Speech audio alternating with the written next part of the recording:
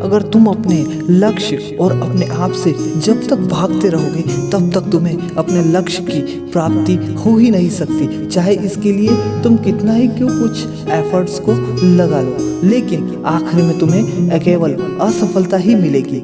दोस्तों, घटना उन दिनों की है जब इंग्लैंड में डॉक्टर एनी बेसेंट अपने वर्तमान जीवन के प्रति निराश थी और एक सार्थक जीवन जीने की ललक उनके हृदय में तीव्रता से उठी। एक दिन अंधेरी रात्रि में सभी परिवारजन गहरी नींद में सोए हुए थे, केवल वही जाग रही थी और आत्म शांति के लिए इतनी बेचैन हो उठी कि जीवन से भाग जाने का ख्याल मन में लाकर सामने रखी जहर की शीशी लेने के लिए चुपके से उठी। लेकिन तभी किसी दिव्य शक्ति की आवाज ने उन्हें आगे बढ़ने से रोक दिया। क्यों? जीवन से डर गई क्या? ऐसा उस दिव्य शक्ति ने कहा। सत्य की खोज कर। यह सुनकर वह चौंक गई। अरे, यह आवाज किसकी है? कौन मुझे भागने से रोक रहा है?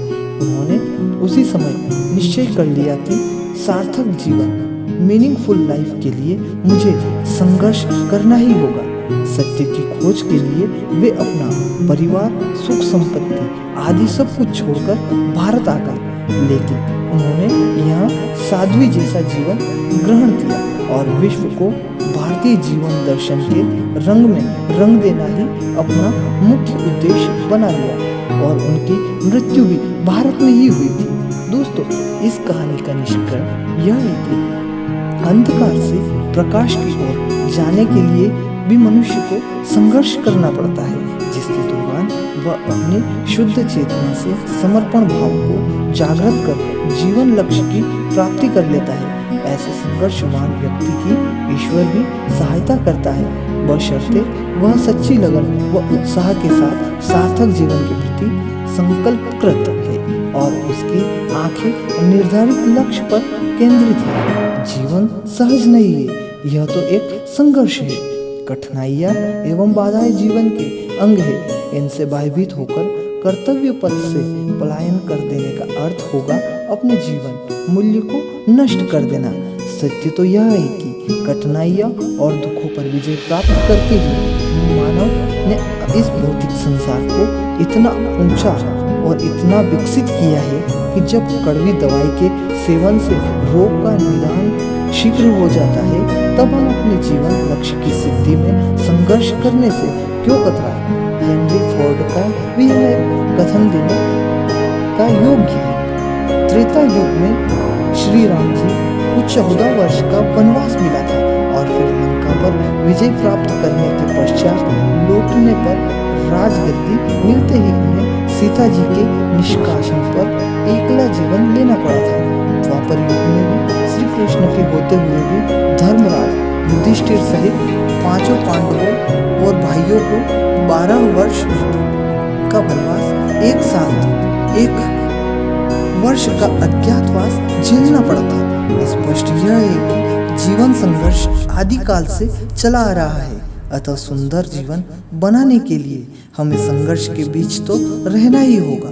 बाधाओं को पार करते हुए आगे बढ़ना होगा और तभी हम अपने जीवन के उद्देश्य की पूर्ति कर पाएंगे। ऐसे में दोस्तों, जब भी आप अगर मायूस हो जाओ और आपको ऐसा लगे कि अब आपका जीवन पूरी तरह से खत्म हो गया है और आपके जीवन में अब कोई लक्ष्य ही नहीं बचा है, तब आपके मन में ऐसे विचारों का आना लाजमी है और आप ऐसे में पूरी तरह से नेगेटिव हो जाते हैं और नेगेटिव होने के बाद आप अपने साथ ऐसे कर्म करने की कोशिश करते हैं जिससे कि आपकी मृत्यु तो निश्चिंत होना तय हो जाती है, लेकिन उसके पीछे के कारणों को आप बिल्कुल भी नहीं सोचते और उन्हें पूरी तरह से भूल जाते हैं। उसके बाद आपके परिवार का क्या होगा यह आप बिल्कुल भी नहीं सोचते और उस कर्म में लिप्त होकर आप न जाने ऐसा कोई कर्म कर बैठते हैं जिससे आपकी जान केवल चंद मिनटों में ही छूट जाती है। तो दोस्तों, जब कभी भी आपको ऐसा लगे कि आप विफलता के मुख के द्वार में समा रहे हो, तो तनिक भी देर न करते हुए कुछ समय के लिए रुक जाए और अपने बस एक बार सच्चे दिल से और सच्चे मन से अपने माता पिता को याद करें।